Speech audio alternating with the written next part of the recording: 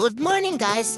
Today ay ang aking unahing trabaho mabuntag ay maglaba sa guys kay daga namig labhanan. So depandalian lang ito.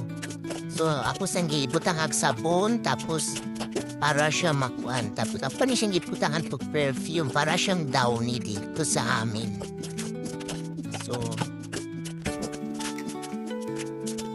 So ngayon ay magkuan na sa dako, magpakain na sa dako sa aking mga manok. So mag-ablay ako sa akong manok. So nagdala na lang ko para sa aming lutuonan. So magginisang ako ngayon nga baboy. So nibalik pa ko kay ako pangisiraan. So dayon ni adto na ko sa ako ang manukan kay ako silang i-ablihan para makagawa sila. So buntag na kasi. So ngayon, ito, magluluto na ako, guys, sa aking ulam. So, akong lutoon karon ay isang paanga baboy. So, kay magginisang ako, magsinigang ulam. So, dali-dali isad ako manglimpyo. Ito yung araw-araw kong gawin pag mabuntag. So, maglilinis muna ako.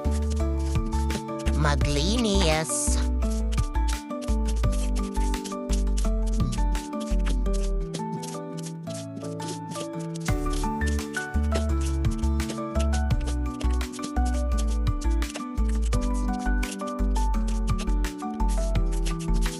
So ato sang silhigan o ato sang kuano ning silhigon ning hugaw kay hugaw na kasi.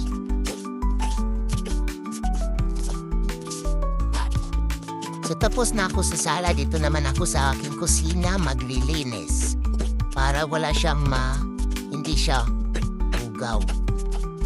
So ito talaga ang palagi kong gawin araw-araw pag mabuntag. So pangbilisan lang itong gawain kasi yung taod-taod naman ay kukunin ko naman yung anak ko sa school. So pagtapos kunin ko sa school ay magtatrabaho na naman ako. So ito talaga ang buhay dito. Mahirap talaga kasi ikaw lang yung mag-isa, wala kang kasama. So walang tutulong sa'yo. So lahat ay gagawin mo na lang kasi sabi pa nga nila, emotion gi-inter, so walang susuko. So ito guys, tapos anin siyang hugasan o asin para mawala yung las mo. Hindi na hugasan o asin guys, las mo kasi las mo siya iniluto.